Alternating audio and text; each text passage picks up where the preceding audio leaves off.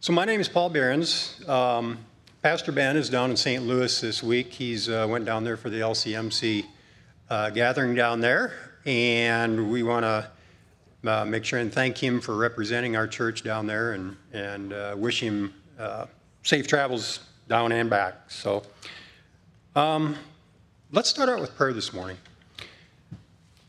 Dear Lord, thank you for giving us this awesome place to come and worship you.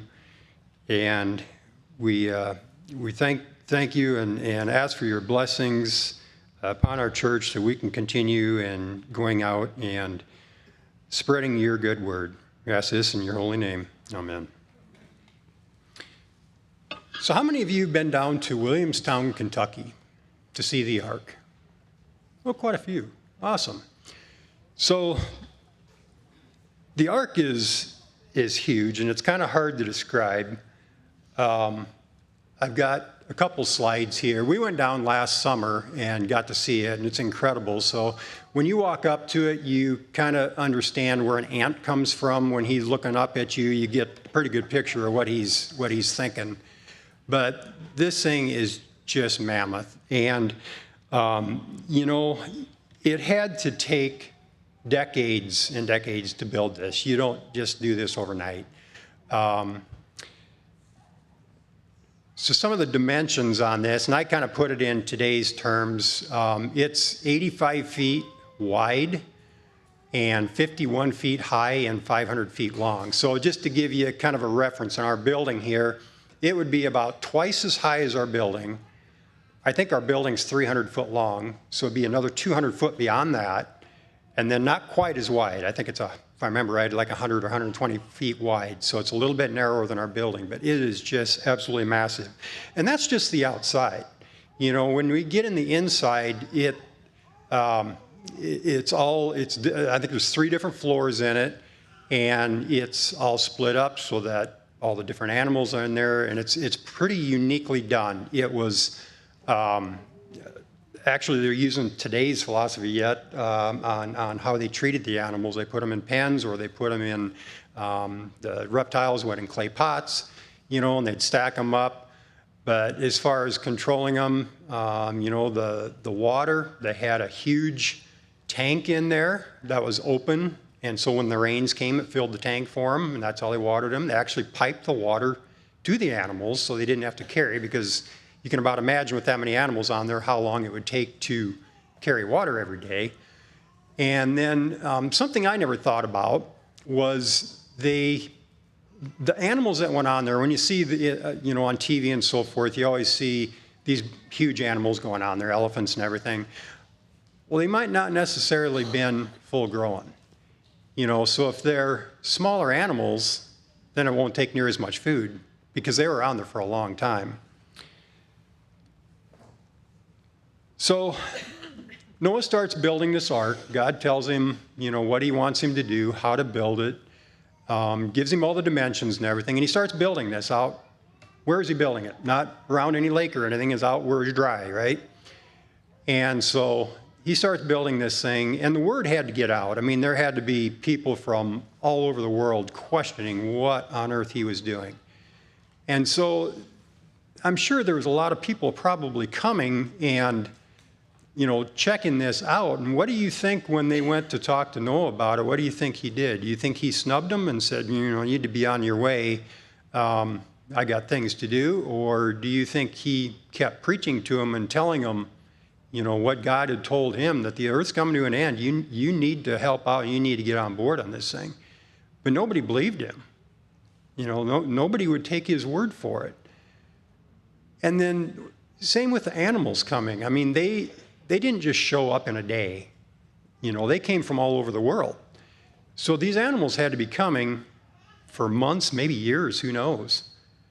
And coming into that area, wouldn't that kind of make you start to think just a little bit? But still, nobody believed.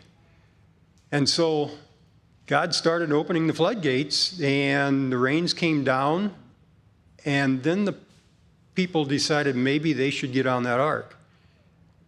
But it's too late. God slammed the door, and it was too late. So it rained 40 days and 40 nights, and the water went over the top of the highest mountain by, if I remember right, I think it was 15 cubits, which is around 30 feet. So I kind of questioned why. Why did God want the water so deep over all the earth? I mean, he could have put it an inch over the top, and nobody could have survived that, because the water didn't even start receding for 150 days. So that was almost 6 months that the whole earth was under 30-foot water. So do you think God maybe was just so angry with what was going on that he just wanted to wash everything clear and not even look at it for a while?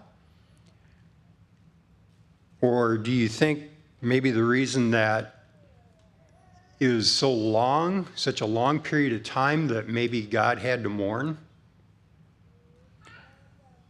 I mean, if you can stop and think about, have you ever done a project or done something that you really like and it ended up being kind of botched and you ended up having to throw it away? But you can about imagine what God had to feel like. You know, this creation that he made and he gave to the people, and he had to destroy it. That had to be overwhelming for him. So, lost my place. We're not going to know the answers to all these questions. The one thing we do know is God's got a place for all of us here on earth. So, little history about my life. My childhood was kind of interesting. My mom passed away when I was 4 from cancer and left my dad with 5 kids. We were on the farm, and we were very fortunate. We had a lot of family and friends and neighbors that came and helped us out, some of which are actually in our church here today. And I won't mention any last names, but Alice and Norm, you were incredible. You know, and back then, you didn't have babysitters. You know, it's not like today. So everybody was kind of on their own. Everybody stayed, the mothers stayed home. They were raising the family, taking care of things there, gardening, whatever. And so at 4 years old, I was the youngest in the family, and I make sure and let my family remember that yet today. But, you know, so I kind of got passed around the neighborhood or wherever. And when I wasn't at a neighbor's or friend's place, I would actually stay home, and my dad would just check into the house once in a while to make sure I was okay.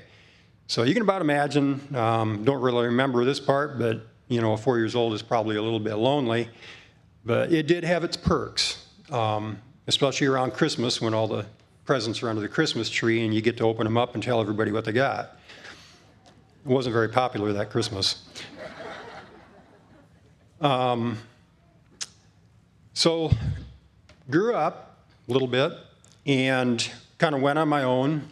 Things didn't work out at the family farm for me, so I started working with another farmer, and he got me started raised hogs for a while, and things got pretty tough there, so I ended up getting out of that, went into construction, and I was sitting at home one night, and I got this phone call, and actually it was the best phone call of my life.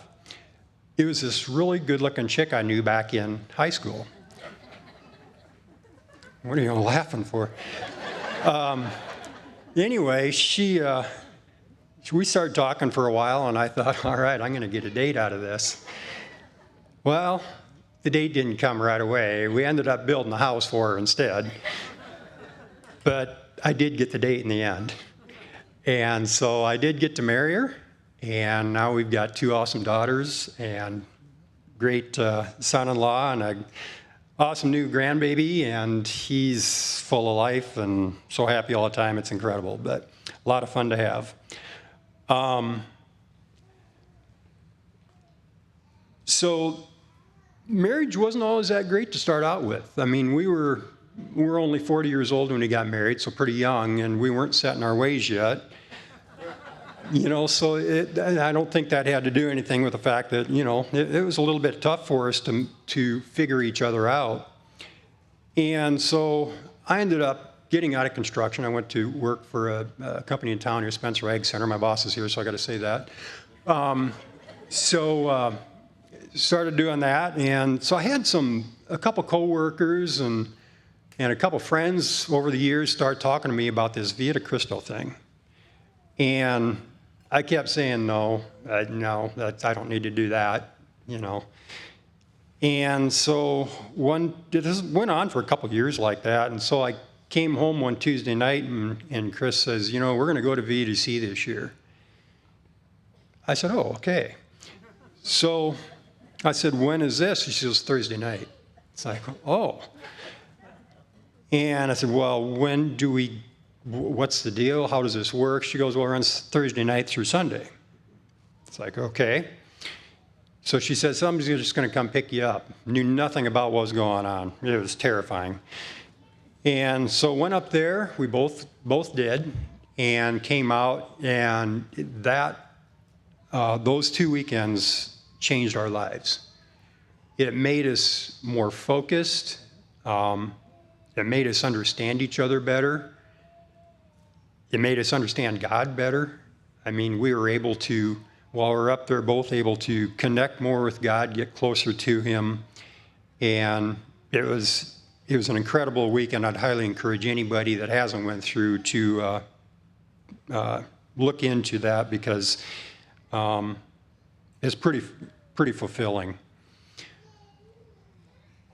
So after we went through, we went through in 2010, so it was a few years long. I was sitting one night and just thinking, kind of reminiscing a little bit and trying to see where my life had went, trying to find direction. And I realized up until actually I got married, I really didn't have any direction in my life. And when we really found direction was when we went through VDC. So I kind of started connecting the dots a little bit on how things worked. And it absolutely amazed me that after we went through VDC, how God kind of laid our life out and the different things that happened, and it's still happening today. He brought us to this church, of all things. It's awesome.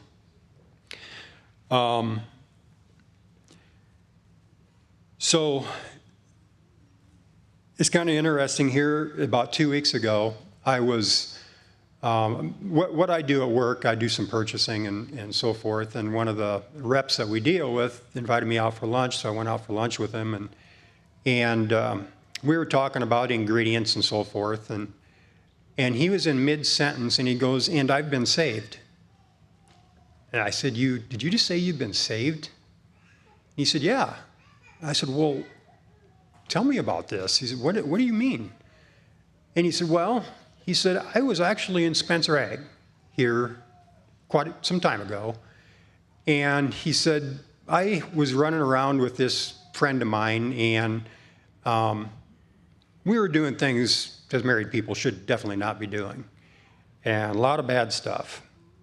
And I was talking to one of your coworkers about it, and he said, you know what? He said, you need to get with God.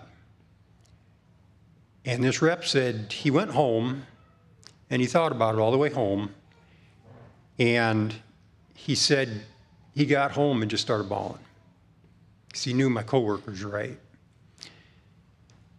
So he went out, he bought a Bible, bought one with a print on the bottom that explains a lot of the verses and so forth, dove into that, started going to church, and got into a small group, and now he's went so far as to go online and take a course there, and he said when he gets done with the course, he'll actually be able to be ordained if he wants to be. I said, well, that's just amazing. It's amazing how God works. And he said, well, that's not the most interesting part of this. He said, this friend that I was running around with, he said, he called me up one day, and he said, with everything I went through, he said, I couldn't answer the phone call. I didn't know what to do. So he said he just prayed about it. He prayed for 2 days. And then after the second day, he decided he's got to just call his friend. He doesn't know what he's going to say, doesn't know what he's going to do, but he's got to call him and tell him where he's at, what's happened to him. So he gives him a phone call, and his friend goes, hey, I got something I got to tell you. And he says, well, I got something I got to tell you too. He says, you go ahead and go first. He says, well, I've been saved. He goes, you're kidding me. He says, that's what I was going to tell you. So both of these guys, doing bad stuff for all this time, God works in mysterious ways. Both these guys, doing bad things for so long, get saved almost at the same time by totally different people, not even remotely close. It's really quite amazing. So, going back, he said it was absolutely amazing. And I asked him about connecting dots. He said the same thing. He said after he got with God, he was actually able to start connecting dots and making things happen. He said it's absolutely amazing. And it got me thinking, do you suppose Noah can connect the dots? Do you think he had a trail that he could follow that brought him to where he's at, brought us to where we're at today? How do you think God feels about our world today compared to when he had to destroy the world before? Questions we won't know the answers to, but we're just saying. I think we just all need to get right with God. It's what we have to do. Amen. Amen.